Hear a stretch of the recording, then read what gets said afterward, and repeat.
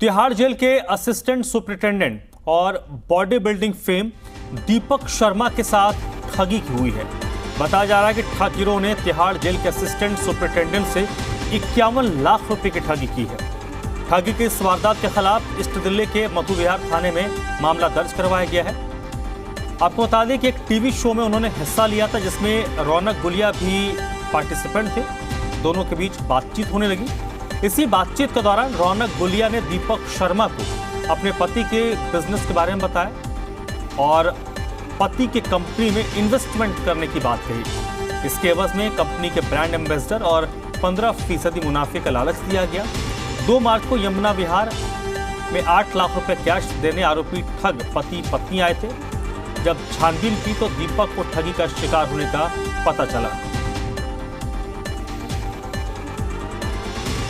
मेरे साथ 51 लाख की चीटिंग रौनक गुलिया और अंकित गुलिया उसके हस्बैंड, इन दोनों ने सप्लीमेंट्स के नाम पर ये एक जाल पूरा बुना और फरवरी में चीटिंग मेरे साथ स्टार्ट हुई, जो कि अप्रैल में मेरे जो पैसे थे वो रिटर्न आने थे। जो पैसा मेरा रिटर्न नहीं आया तो फिर मैंने मधु विहार थाने में इसकी शिकायत दर्ज की। रौनक गुलिया है, इसके साथ मैंने डिस्कवरी चैनल के लिए इंडियाज अल्टीमेट वॉरियर 2021 में एक शो किया। ये प्रोफेशनल चीटर्स हैं।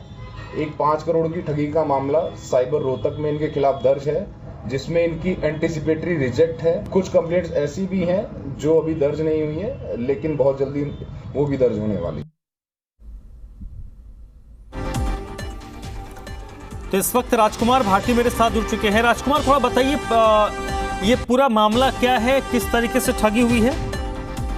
देखिए, बिल्कुल धर्मराज जी, मैं बताना चाहूंगा कि ये तिहाड़ जेल के वही बॉडी बिल्डर हैं जो असिस्टेंट हैं तिहाड़ जेल में सुपरिटेंडेंट, और ये एक बॉडी बिल्डर होने के नाते ही इनका एक फेम है। और ये एक चैनल के रियलिटी शो में रौनक गुलिया से इनकी मुलाकात होती है, जहां से बातचीतों का दौर शुरू होता है, जिसके बाद इनको ये ऑफर दिया जाता है, यदि आप हमारी कंपनी में इन्वेस्ट करेंगे तो 15% की जो है वो हिस्सेदारी आपको दी जाएगी, 15% का मुनाफा आपको दिया जाएगा। जिसके बाद कुछ समय के अंतराल पर इनके द्वारा कुछ पैसे नगद तो कुछ ऑनलाइन अकाउंट में ट्रांसफर किए गए। जिसके बाद जब इनको मार्च में पैसा आना शुरू होना चाहिए था, तब नहीं आया। तब इनको महसूस हुआ कि मेरे साथ कहीं एक ठगी हुई है। जिसके बाद पूर्वी जिला के मधु विहार थाना में एक लिखित शिकायत दी गई और अब पुलिस ने इस पूरे मामले में मुकदमा दर्ज कर लिया है।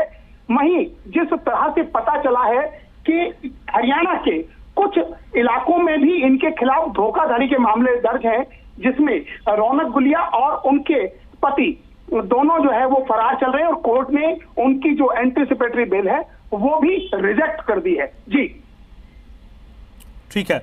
और जो जिन पर आरोप लगा है, क्या उनका कोई पक्ष कहीं पर आया है? उन्होंने अपने पक्ष को रखने की कोशिश की है?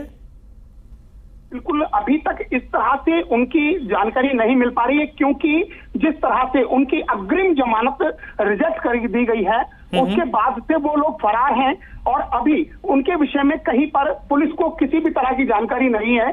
क्योंकि ये भले ही दिल्ली में नया मामला उनके खिलाफ हुआ हो, मगर हरियाणा में जो मामला उनके खिलाफ है उसमें वो फरार चल रहे हैं और उनको पुलिस भी, हरियाणा पुलिस भी बड़ी सरगर्मी से उनकी तलाश कर रही है। वहीं अब दिल्ली पुलिस ने भी नए सिरे से उन पति पत्नी, जालसाज पति पत्नी के खिलाफ मुकदमा दर्ज कर लिया है और दिल्ली पुलिस भी अब उनकी तलाश में जुट गई है। ठीक है।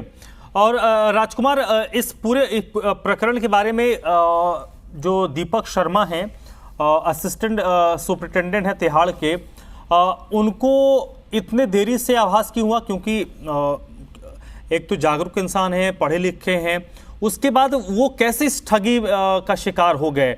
उनको पता कैसे नहीं चला? क्योंकि इस तरीके की चीजें तो उनके पास पहले आती होंगी। जी बिल्कुल, बताना चाहूंगा कि जो ये सप्लीमेंट, हेल्थ सप्लीमेंट, क्योंकि दीपक शर्मा जो है वो खुद भी एक बॉडी बिल्डर है और इसी नाते जो है वो फेमस भी है कि क्योंकि जब वो वर्दी में होते हैं या वो बिना वर्दी के होते तो एक हेल्थ अलग से दिखती है।